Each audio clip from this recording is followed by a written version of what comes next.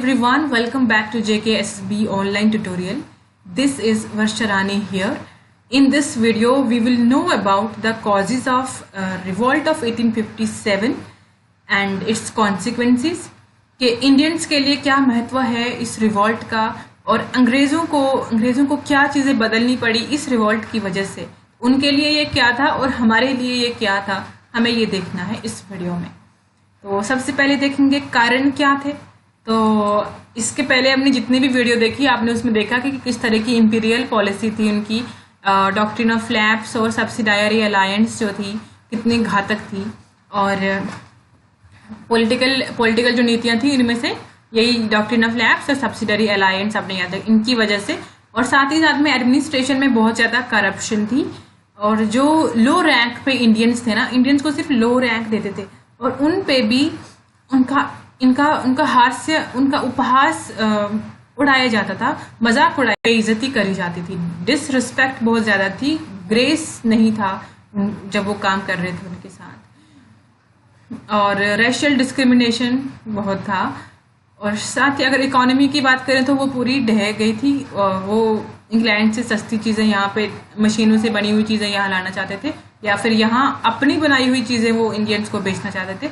Indians जो खुद बना रहे थे चीज़ें, वो मार्केट उन्होंने क्लोज कर ली थी। तो चाहे किसान हों, चाहे आर्टिसंस हैं, चाहे हैंडीक्राफ्ट वाले लोग हैं, हैंडलूम्स, हैंडीक्राफ्ट इंडस्ट्री पूरी ठप हो चुकी थी। इसके पहले बहुत अच्छे से इंडिया की इंडस्ट्री ग्रो कर रही थी, लेकिन यहाँ पे टेक्नोलॉजी इतनी स्ट्रांग नहीं थी, मशीनें नहीं थी, इंसान हाथों से ही काम करते थे, और अंग्रेज़ों के पास मशीनें थी, उन्होंने ये काम सारा ठप करवा दिया था और एग्रीकल्चर को तो पूरा बर्बाद कर चुके थे। साथ ही साथ में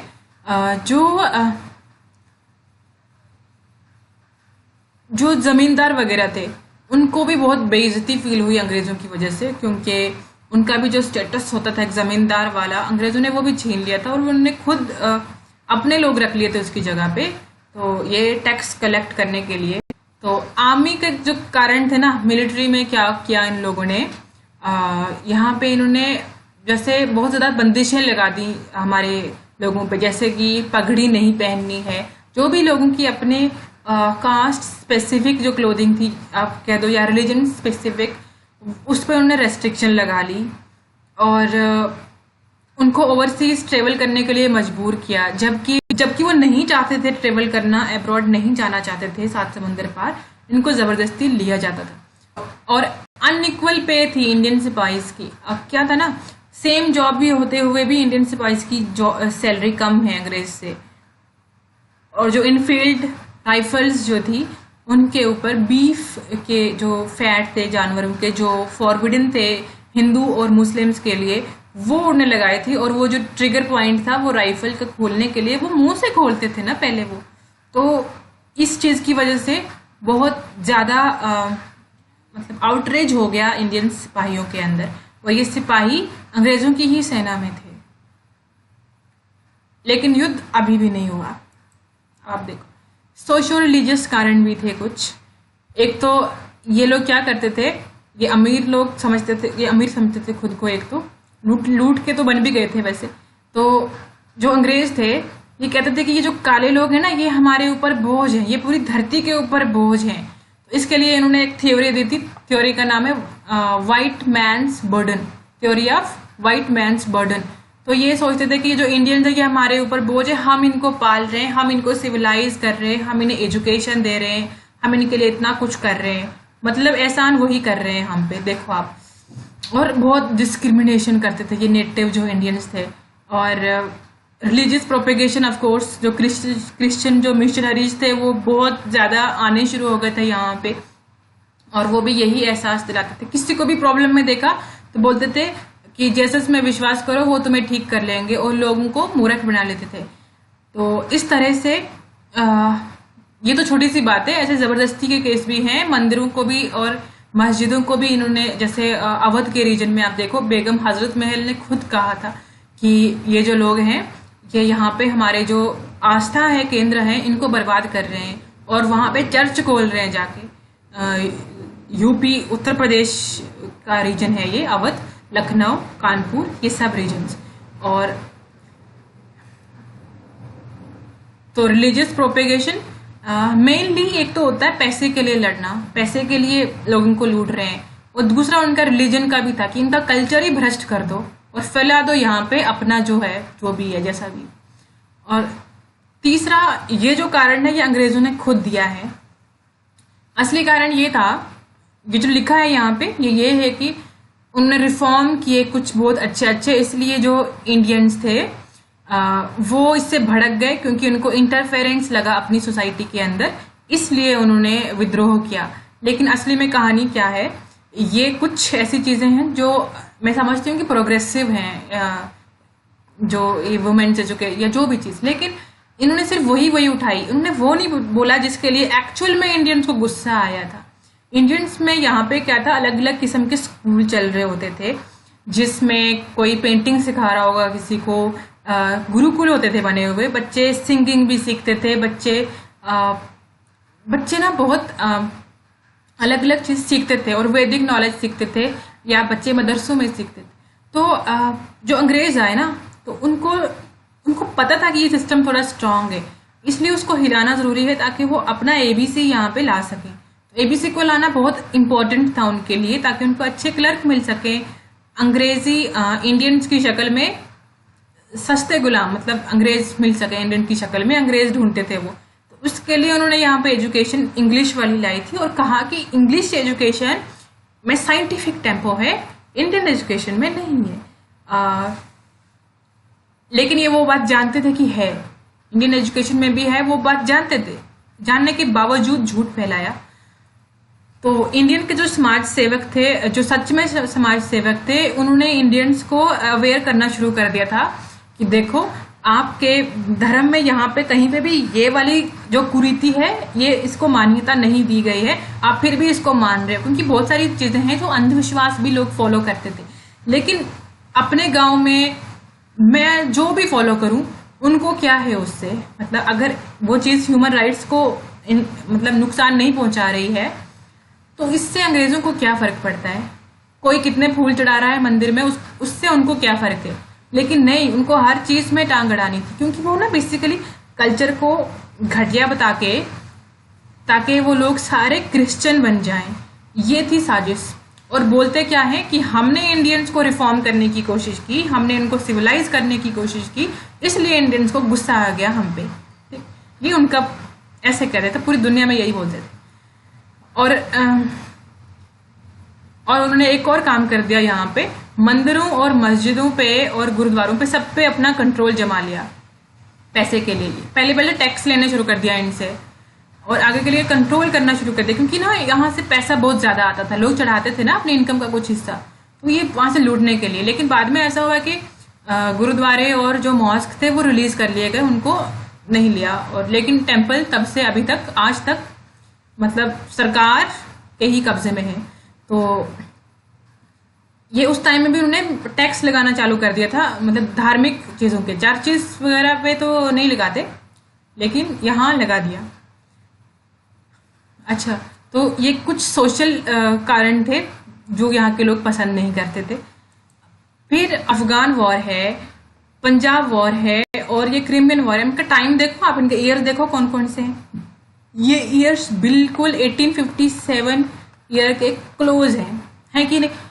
तो ये अच्छा टाइम था क्योंकि अंग्रेजों को बहुत नुकसान हुआ था यहाँ पे, बहुत। तो इंडियंस के लिए ये एक साइकोलॉजिकल बूस्ट था कि इस वक्त अंग्रेज ऑलरेडी सफर कर रहे हैं, चलो हम भी कुछ कर लेते हैं यहाँ से, तो ये दबाव बनेगा और भाग जाएंगे। तो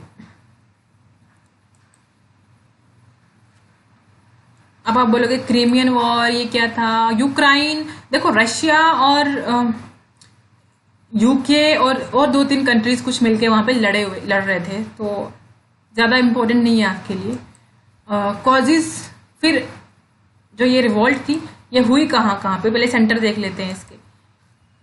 हाँ, बैरकपुर एक जगह है बंगाल में, तो नेटिव बंगाल इन्फेंट्री, ये जो यहाँ से बिलोंग करते थे, मंगल पांडे एक सिपाही थे, और सोल्जर्स थे मेरठ कैंट के। सोल्जर्स जो मेरठ कैंट के थे ये चले थे कहाँ, बहादुर शाह जफर के पास, क्योंकि उन्होंने उनको नॉमिनल अपना किंग घोषित कर दिया था, हिंदुस्तान का रूलर घोषित कर दिया था, और उनको बोले कि हम तो विद्रोह कर रहे हैं, आप हमारा साथ दो। बहादुर शाह जफर को ये जाके बोलते दिल्ली में जाके। बहादुर शाह ने सोचा ये जब मैं नहीं उनको रोक सकता हूँ तो ये क्या रोक देंगे बेचारे, तो उन्होंने कुछ नहीं बोला, वो चुपचाप करके बैठे रहे। लेकिन उनके साथ में जितने लोग थे वजीर सब मिल गए इनके साथ, और यहाँ पे विद्रोह चालू हो जाता है अंग्रेजों के खिलाफ। जीनत महल होती है दिल्ली से, फिर बख्तावर खान ये भी दिल्ली से लीडर आते हैं, ये लीडर का नाम है। नाना साहब कानपुर से लड़ते हैं, कानपुर भी यूपी में है। तात्या टोपे ये भी कानपुर से, अजीमुल्ला खान ये भी कानपुर से। अब आप ना एक चीज समझने वाली है यहाँ पे, इससे पहले जो युद्ध होते थे ना, तो वो एक स्टेट लड़ती थी, कोई एक राज्य लड़ता था अंग्रेजों के खिलाफ, और बाजू वाला जो होता था उसको, चाहे वो जितना मर्जी पावरफुल हो, जितना मर्जी बड़ा राज्य हो, उसने सब्सिडायरी अलायंस साइन करके रखा है, वो उसको तोड़ेगा नहीं, चाहे वो इसकी बहन का राज्य ही क्यों ना हो, चाहे वो उसका भाई का राज्य क्यों ना हो। तो उसकी वजह से इसके कुछ सपोर्ट नहीं करता था। तो ये जो राज्य था वो लड़ता था, लेकिन वो सिर्फ अपने छोटे से राज्य के लिए लड़ता था। कह सकते हो कि अपनी गद्दी के लिए लड़ रहा है, ठीक है। सारे एक जैसे नहीं थे, कुछ लोग अपने जो उस राज्य में जो वासी थे, उनके देशवासी, उनके लिए भी लड़ रहे थे वहां पे राजा। जरूरी नहीं है कि अपनी जो गद्दी संभालने के लिए ही लड़ रहे हैं सिर्फ। लेकिन 1857 का ऐसा युद्ध था जिसमें यहाँ पे किसी को ना राजपाट मिलने वाला था ना कुछ, सिर्फ एक जो ये डिसग्रेसफुल जो बिहेवियर करे हैं अंग्रेजों ने, उससे छुटकारा पाने के लिए था ये युद्ध। मंगल पांडे ने कोई लीडरशिप नहीं ली थी, और ना ही कोई बड़ा फौज तैयार करी थी अंग्रेजों के खिलाफ लड़ने के लिए, और ना ही उन्होंने कोई बहुत बड़ा विद्रोह किया था। उन्होंने एक बार सिर्फ गोलियां चलाई थी 2-4 अपने ऑफिसर्स के ऊपर, जिस फौज में ये थे उसमें, तो उनको उसके बाद पकड़ के फांसी दे दी गई थी, ठीक है। और इनके साथ और भी थे लोग जो उनके साथ मिले हुए नहीं, तो कोई ऐसा नहीं था कि साजिश थी पहले से ही कि जी आज हम गोले चलाएंगे खत्म कर देंगे, ऐसा नहीं था। अचानक से उसका मूड, मतलब आपको पता है गालियां वालियां बड़ी पड़ती थी इनको, और मैंने जैसे बोला ना मुंह पे थूकते भी थे इनको, तो इनकी इतनी एम्बेरसिंग हरकतें इनसे करवाते थे ये लोग, तो इंसान को गुस्सा आ ही जाता है। तो ये मंगल पांडे को भी बहुत दिनों का गुस्सा चढ़ा हुआ था इन पे। एक दिन इन्होंने गोले चला दी इनके ऊपर, इसकी वजह से फांसी पे चढ़ा दिया गया था मंगल पांडे को। ये जो आप तस्वीर देख रहे हो ये मंगल पांडे की ही है। 1857 के विद्रोह का पहला फांसी वाला इंसान मंगल पांडे। भारत सरकार ने इनको कॉमेमोरेट करने के लिए 1984 में इनके नाम का स्टैंप जारी किया था। यही मंगल पांडे। यहाँ पे मैंने सिर्फ इन्हीं की फोटो लगाई है क्योंकि सबसे पहले फांसी वाला यही था। ऐसा नहीं है कि पहला इंडियन यही था जिनको फांसी मिली थी, पहले इंडियन और भी थे, बहुत सारे लोग थे। 1750 के टाइम में, 1775 के टाइम में यहाँ पे फांसियाँ हुई। उसके बाद बहुत लोगों को और फांसी दी गई थी। तो सिविलियन केसेस के अंदर लोगों को फांसी दी जाती थी, कुछ लोग बेगुनाह होते थे उन्हें फांसी दी जाती थी, और जो विद्रोह करते थे उन्हें तो दी ही जाती थी। अच्छा जी, और इस ये जो 1857 का विद्रोह है, इसमें एक और खास चीज देखने को आपको मिलेगी कि अंग्रेजों ने बहुत कोशिश करी थी कि हम हिंदू और मुसलमानों को लड़वाएंगे आपस में, लेकिन यहाँ पे देखा सब उल्टा पड़ गया। यहाँ पे सारे हिंदू और मुसलमान एक होके लड़ रहे हैं। तो क्योंकि उनको पता है कि अंग्रेज हमसे भी बुरे हैं, तो ये जाएंगे तो बाद में हम आपस में देख लेंगे जो भी है। तो ये जो बिहार के ना महाराजा कुंवर सिंह, ये भी बहुत बहुत ज्यादा इम्पोर्टेंट प्लेस रखते हैं इस युद्ध के लिए। उन्होंने बहुत लड़ा है बहादुरी के साथ। खान बहादुर बरेली से लड़े हैं। बेगम हजरत महल, ये वाजिद अली खान की जो बेगम होती हैं, उनकी वाइफ वो होती हैं। तो आपको पता है उनको मिस रूल का मतलब इल्ज़ाम देके इनको निकाल दिया था वाजिद अली खान को अवध के। तो ये जो हजरत महल होती हैं, इनका छोटा सा बेटा होता था, ये उसको घोषित कर देती है कि वो रूलर है और खुद उसकी सर्जन बन जाती हैं। और बहुत इनको सपोर्ट मिलता है। इनको कानपुर से नाना साहब का भी सपोर्ट मिलता है, तात्या टोपे का, सबका इनको आपस जो भी आसपास के लोग हैं सबका इनको सपोर्ट मिलता है, और ये लड़ती है। और बाद में इनको भी निकाल दिया जाता है और इनको नेपाल में भागना पड़ता है, क्योंकि आपको पता है जब पूरा बिखर जाता है ना सब कुछ, सारे लीडर मर गए, जब उनको पता चला कि वो भी नहीं रहा, तात्या टोपे को लटका दिया फांसी पे, उसको उधर सब मारे गए। तो फिर जब जो सजा देंगे वो तो करनी पड़ेगी ना हारने के बाद, जब युद्ध हार जाते हो आप। मौलवी अमादुल्ला खान फैजाबाद से, तो इस तरह से इन लोगों ने लड़ा। बेसिकली सबसे ज्यादा जो कंसंट्रेशन है यूपी से और मध्य प्रदेश और दिल्ली वाले रीजन में और बिहार में भी। बंगाल से मंगलवाणी थे सिर्फ, लेकिन बंगाल का क्या है ना, बंगाल में कम इफेक्ट था इस चीज का, और पंजाब में भी अलग कम था। मतलब इस जो युद्ध था इसका इफेक्ट पंजाब और बंगाल में आपको कम देखने को मिलेगा। देखो आप यहाँ पे फिर से जो पॉइंट आपको देखने को मिल रहे हैं, मेरठ है, मेरठ के जो सिपाही थे उन्होंने अचानक से दिल्ली की तरफ चलना शुरू कर दिया, तो उन्होंने अचानक से विद्रोह कर लिया था। बेसिकली जो मेरठ में कुछ सिपाही थे इंडियन, उन्होंने उनको अंग्रेजों ने जेल में डाल दिया था, क्योंकि उन्होंने वो राइफल नहीं पकड़ी थी जिसमें बीफ की चर्बी यूज करी गई थी। तो उसकी वजह से उनको जेल में रख दिया गया था, 10-10 साल की जेल की सजा मिली थी लोगों को। तो ये सिपाहियों ने मांग करी कि उनको छोड़ दो आप। तो सबका अपना अपना रीजन था ये रिवोल्ट करने का। तो बेगम हजरत महल के पास रीजन था कि हमें हमारा राज्य चाहिए वापस, उनका बेटा रूलर है, मान लिया जाए उसे। और रानी लक्ष्मीबाई का नाम नहीं यहाँ पे, तो ग्वालियर और झांसी से जो लड़ी थी वो थी रानी लक्ष्मीबाई। तो रानी लक्ष्मीबाई जो थी उनके साथ क्या हुआ था, डॉक्ट्रिन ऑफ लैप्स लगाई गई थी और 1852 में उनके राज्य को ले लिया गया था। ठीक है, 1852 में झांसी को अनेक्स कर लिया गया था, लेकिन रानी ने हार नहीं मानी, वो लड़ती रही। तो 1858 में रानी एक युद्ध में मारी जाती है, रानी लक्ष्मीबाई। ठीक है, वो झांसी से लड़ी थी। तो अब देखते हैं कि ये रिवोल्ट फाइनली फेल किस वजह से हुआ, क्योंकि कुछ तो रीजन रहे होंगे जिसकी वजह से फेल हो गया ये रिवोल्ट। तो एक तो मेन रीजन ये था कि ऑल इंडिया में नहीं था, ये was not all India, all Indian revolt नहीं है। साउथ इंडिया पूरा अनइफेक्टेड है, ओनली एक्सेप्शन है सतारा की। और कोई 1/10 भी पॉपुलेशन नहीं है जो पूरे से इफेक्ट हुई हो, इतना कम था। मतलब पूरे हर जगह पे ये विद्रोह के जो चिंगारी थी ना नहीं उठी थी। बेशक इससे अंग्रेजों को भी बहुत नुकसान हुआ था, बहुत उनकी भी जानें गई थी, और इंडियंस की तो बहुत ही ज्यादा गई थी, क्योंकि जब हिंदुस्तान की तरफ से, मतलब इंडिया की तरफ से जो लोग हमला कर रहे हैं सिपाही, और जो उनकी तरफ से हमला कर रहे हैं, वो दोनों ही इंडियंस हैं। अंग्रेजों की सेना में भी इंडियंस हैं, और जो यहाँ से लड़ रहे हैं जैसे कि रानी लक्ष्मीबाई की फौज में जो लड़ रहे हैं वो भी तो इंडियंस हैं। तो वो भी इंडियंस ही हैं। तो जब एक अंग्रेज आला अधिकारी के ऊपर हमला होगा तो उसके जो बॉडीगार्ड होंगे जो उसके, तो उनके ऊपर पहले गोलियां चलेंगी, तो वो भी इंडियंस ही थे। तो नुकसान, अगर हम उनको इंडियंस ना भी माने, बेशक हम उनको इंग्लिश ही माने, तो उस हिसाब से इंग्लिश का भी नुकसान हुआ और इंडियंस का भी हुआ। और अगर हम सच्ची देखें तो इंडियंस का ही हुआ था उसमें सबसे ज्यादा नुकसान। और कोऑर्डिनेशन नहीं था ज्यादा, बहुत ज्यादा लीडर्स के अंदर कोऑर्डिनेशन नहीं था, कोई वेल प्लान्ड नहीं था कि बहुत दिनों से एक कोल्ड ब्लडेड प्लानिंग करी है, अब यहाँ से उड़ाना है, यहाँ से, ऐसा कुछ नहीं था। अचानक से मेरठ के सिपाही भड़क पड़े, है ना, तो वहीं से जल्दी जल्दी शुरू हो गया था ये। तो इसमें कोई कोऑर्डिनेशन नहीं था। तांत्या टोपे, नाना साहब और आपके तो लक्ष्मीबाई, हजरत महल, बहुत ज्यादा इनके बीच में जो कोऑर्डिनेशन नहीं रह पाया था। लक्ष्मीबाई अलग से अपनी अलग स्ट्रगल कर रही थी उस टाइम में, और ये लोग अलग से अपने लेवल पे स्ट्रगल कर रहे थे, कोई सारे एक जगह पे इकट्ठे नहीं थे।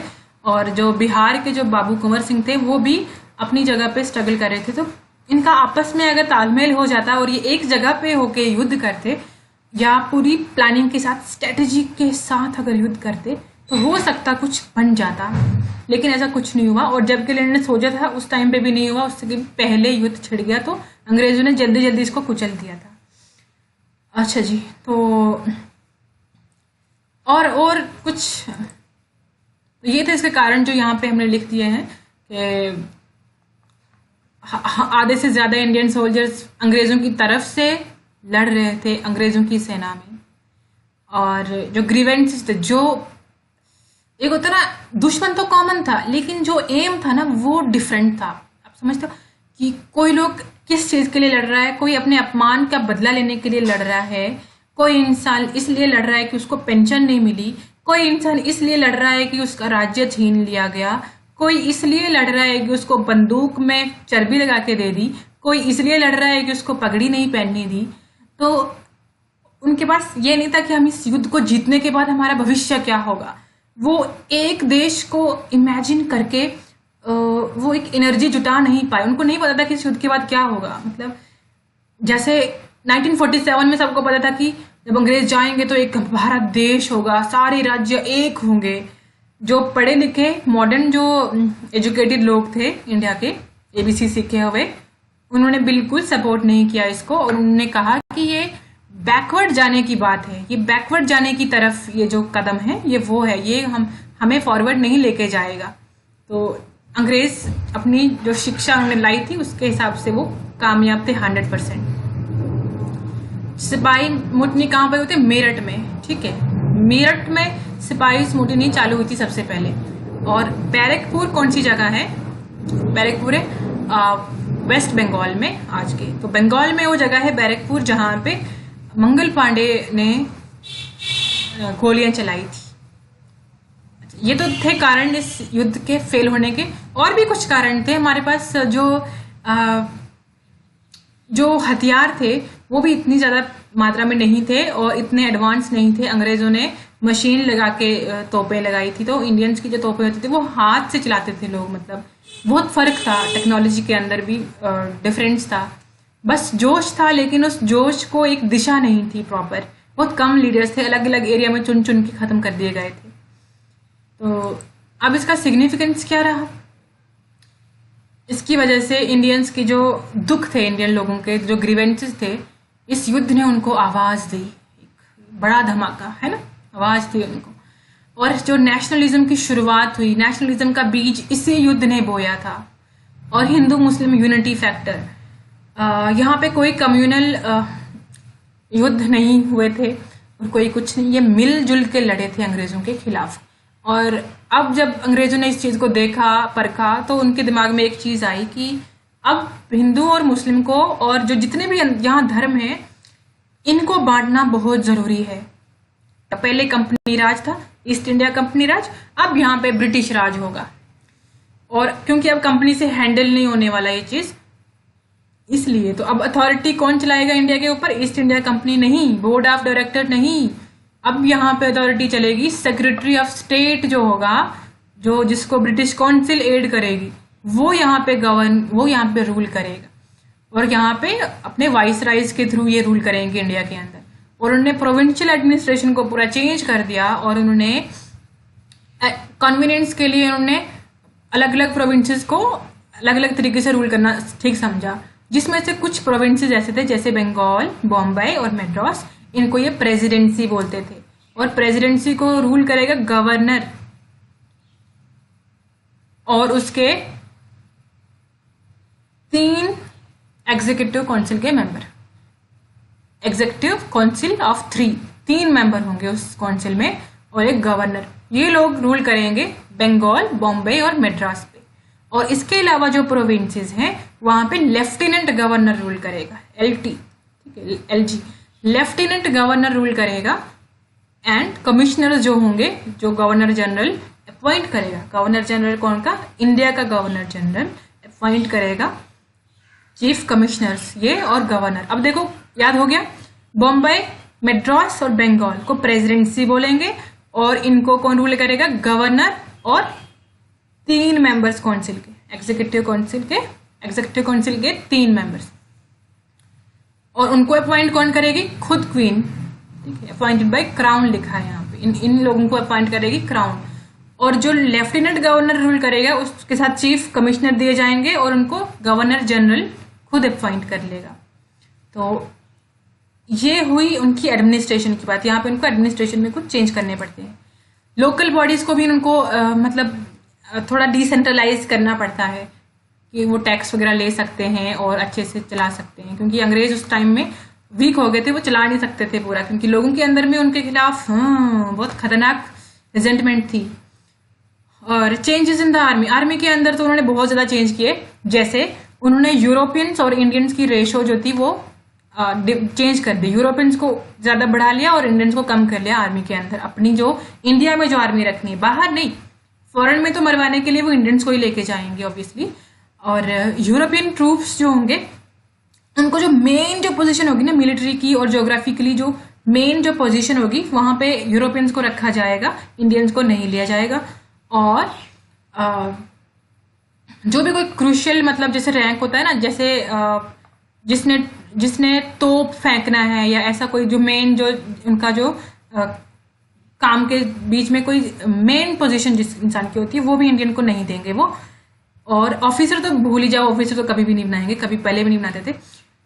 तो और एक काम किया इन्होंने कि ये लोग कहीं फिर से यूनाइट ना हो जाएं ये सोल्जर्स, इनको अलग अलग कर दो। जो गुरखे के जैसे दिखते गुरखा रेजिमेंट बना लो, पठान है पठान रेजिमेंट बना लो, पंजाबी इसको पंजाबी रेजिमेंट, पंजाबी राइफल कुछ अलग बना दो, ताकि हम उनको भड़काएंगे किसी भी टाइम पे कि पंजाबी तो बोल रहा था कि गुरखा कुछ नहीं होते, गुरखा बोल रहा था पंजाबी कुछ नहीं, इनकी आपस में लड़वा देंगे, इनकी बनेगी कभी भी नहीं और हम राज करेंगे यहाँ पे बैठ के। तो इसलिए इन्होंने इनको डिवाइड इस तरह से कर लिया, इनकी अपनी कम्युनिटी का नाम देके इनकी राइफल बना दी, मतलब ऐसे रेजिमेंट बना लिए अलग अलग। तो ये भी तरीका काम करता है, लेकिन किया नहीं इनके लिए वैसे। तो